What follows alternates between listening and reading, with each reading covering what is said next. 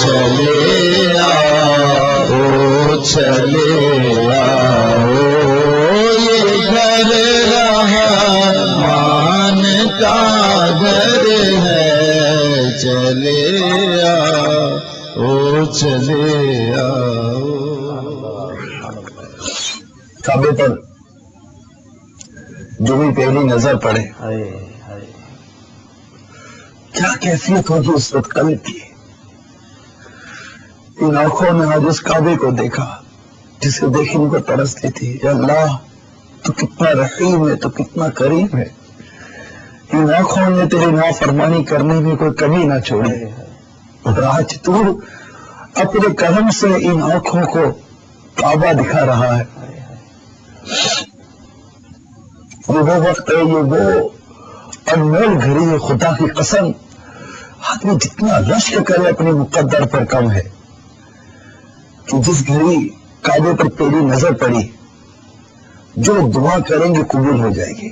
تو نے مجھ کو حج پہ بلایا، تو نے مجھ کو حج پہ بلایا، پیارا پیارا پیارا پیارا کعبہ دکھایا. یا اللہ میری جھولی بھر دے، یا اللہ میری جھولی بھر دے. ہمارے شیخ طریقت امیر اہل سنت نے اس موقع پر ارشاد فرمایا ہے کہ مسجد الحرام میں ہم دعا کر کر سیدھے پاؤں کو داخل کر کر مسجد میں داخل ہونے کی دعا ہے. بسم اللہ والسلام علی رسول اللہ اللہم افتح لی ابواب رحمتک. یہ پڑھ کر سیدھا پاؤں داخل مسجد کریں. پھر اعتکاف کی نیت کر لیجئے. نویت سنت الاعتکاف، میں اعتکاف کی نیت سے ہوں. دلی میں کہنے، اپنی مادری زبان میں کہنے، زبان سے دوہرا لیں. ایک نیکی لاکھ نیکی کے برابر ہے. لاکھ اعتکاف کا ثواب اپنے دامن میں سمیٹیں.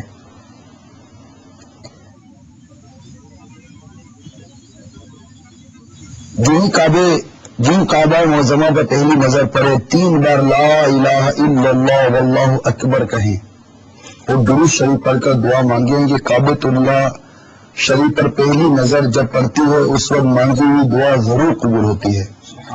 اور چاہیں تو یہ دعا مانگ لیں کہ یا اللہ عز و جل میں جب بھی کوئی جائز دعا مانگا کروں وہ قبول ہوا کرے.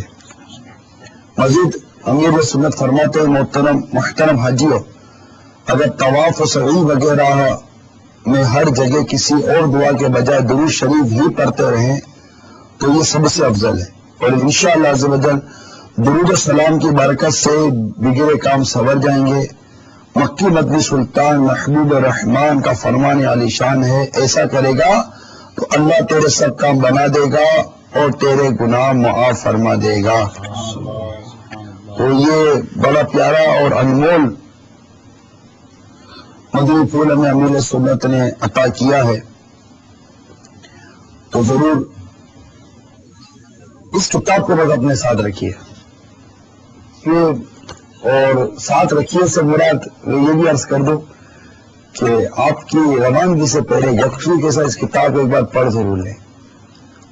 اگر اسلامی بہنوں کو اس میں کوئی تردد ہے تو وہ اسلامی بہن سے جو حجم ہو رابطہ کر لے. دعوت اسلامی کی مبلغات انشاءاللہ کو مل جائے گی. تو وہ امید ہے کہ آپ کو کچھ نہ کچھ اس میں مدد کر دیں گے. اسلامی بھائیوں سے رابطہ کر لیں. انشاءاللہ تعالیٰ آپ کی ضرور مدد ہو جائے گی. اس کے اندر اس کتاب کو ضرور پڑھیے اور اس کو بس پی جائیے. اور ایک مرتبہ حج کا طریقہ VCD، عمرے کا طریقہ VCD اور مدینی گازری VCD مشورہ میرا ہے کہ دیکھے بغیر سفر اختیار مت کیجیے گا. اللہ نے چاہا تو اس سے آپ کو اتنی آسانی ہو جائے گی اور اتنا ذوق و شوق نصیب ہوگا کہ امید ہے کہ آپ اس مشورے کو یاد کریں گے کہ ایک مشورہ تھا جس پر عمل کیا اور ہمیں فائدہ ہوا انشاءاللہ. اب پہلی حاضری تو ہو گئی کعبے پر، اس کے بعد اب عمرہ ہوگا تو اس بارے میں بھی کچھ اگر رہنمائی ہو جائے. میں اس سے پہلے یہ عرض کروں گا کہ جیسے آپ نے چند ایک انتظامی اور کچھ فطری حوالے سے کچھ معاملہ بیان کیے. آپ نے پچھلے سال حج کیا، آپ کو کیا لگا کہ وہاں پر موجود اسلامی بھائی اور اسلامی بہنوں کو زیادہ تر کن مسائل کا سامنا ہے؟ اصل میں اس حوالے سے جن مسائل کا سامنا ہوتا ہے وہاں پر، تو چونکہ اصل میں حج ایک پورا پروسیجر ہے جو کئی دنوں پر مشتمل ہوتا ہے، اور اس سے پہلے جب عمرہ ہے تو اب عمرہ اور حج کے درمیان کا جتنا فاصلہ ہوگا یہ پروسیجر اتنا لمبا ہو جائے گا. تو اب کم از کم 1 دن یا 2 دن جو ہے یہ عمرے کے یہاں سے جو احرام باندھ کے نکلے پھر وہاں پہنچے تو یہ 24 گھنٹے یا 48 گھنٹے اس میں لگ جاتے ہیں. تو کچھ مسائل تو اس سے متعلق ہوتے ہیں. اور اس کے بعد جب حج کا سلسلہ شروع ہوتا ہے کہ احرام باندھا، مینا شریف گئے، تو پھر اب اس کے بعد ہر موقع محل کی مناسبت سے آگے مسائل پیش آتے ہیں کہ مینا شریف کے اندر کب پہنچنا ہے، اور اب وہاں پہنچے تو وہاں کے معمولات کیا ہیں. عموماً مکہ مکرمہ میں رہتے، ابھی ہم 8 ذوالحجہ تک نہیں پہنچے. عموماً مکہ مکرمہ میں رہتے ہوئے کوئی ایسے مسائل آپ کو پیش آئے ہوں؟ اس میں اصل میں سب سے پہلے تو یہ ہوتا ہے کہ حجاج کرام کو عام طور پہ چونکہ یہ مسائل پڑھ کے کم جاتے ہیں اور مطالعہ بھی کم کرتے اور پوچھتے بھی کم، یا بس اتنا ہوتا ہے کہ حج کرنے کا طریقہ بتا دیں، اتنا پوچھ کے جاتے ہیں. اب وہاں پر جب جاتے ہیں تو اب پہلے یہی سمجھ نہیں آتا کہ اب کیا کرنا ہے. تو اب اس میں وہ دوسرے کو دیکھ رہا ہے، وہ دوسرے کو دیکھ رہا ہے، یا جو ان کا معلم ہے وہ اس کی طرف دیکھ رہے ہیں کہ یہ جو کروائے گا ہمیں تو ہم کرتے رہیں گے. تو اس میں یہ ہے کہ ویسے تو یہ ہے کہ جیسے مکہ مکرمہ پہنچے تو اب کوشش ہوتی ہے، قافلے والوں کی بھی کوشش ہوتی ہے کہ جلد سے جلد عمرہ کر کے یہ احرام کی پابندیوں سے فارغ ہو جائیں. اور اس میں بہتر مشورہ بھی یہی ہے کہ جو ایک اپنے خضوع کے لیے کر سکتے ہیں، کھانے کے حوالے سے، دیگر حاجات کے حوالے سے، ان کو پورا کرنے کے بعد عمرہ کر لیں تاکہ یہ احرام کی پابندیاں ختم ہو جائیں. تو اب اس میں یہ ہوتا ہے کہ طواف کہاں سے شروع کرنا ہے اور کس طریقے سے کرنا ہے، طواف کے اور اس کے بعد کے معمولات ہیں کیا. تو اس میں تو بطور خاص ایسا مسئلہ پیش نہیں آتا کہ یہ بالکل ایک لمیٹڈ سا وقت ہے، تو اس میں کم مسائل پیش آتے ہیں. تو اس میں اس سے زیادہ جو ہے وہ حج کے حوالے سے مسائل ہوتے ہیں. تو اس میں یہ ہے کہ خوشبو سے احتراز، مکیا یا ناخن ترشوانا وغیرہ، اور بال کٹوانے کے حوالے سے، یا وضو کرے تو اس کے اندر یہ کہ داڑھی کے بال نہ جھڑے، سر کے بال جو ہے وہ اس طرح مسا نہ کریں زور سے کہ سر کے بال جو ہے اس سے ٹوٹ جائیں. تو ان چیزوں کی احتیاط ہے. حضور یہ جیسے آپ نے حج سے پہلے کی گفتگو چونکہ ہو رہی ہے، تو عمرہ کرنے کے بعد حج تک حاجی کے لیے کون سے وہ اعمال ہیں جو اس کے لیے بہتر ہے وہ کرتا رہے؟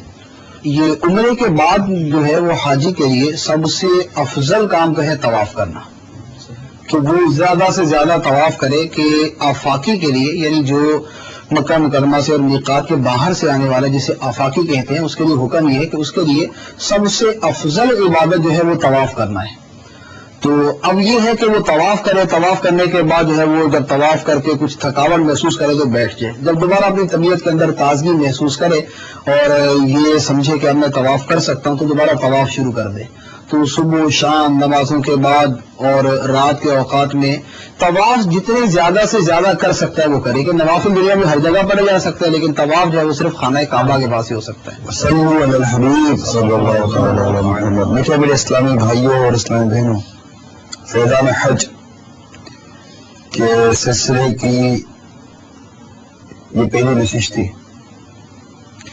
یقیناً آپ کے ذہنوں میں بھی کئی سوالات اس وقت آ رہے ہوں گے، اور ہمارے پاس بھی کافی سوالات موجود ہیں. آپ اپنے سوالات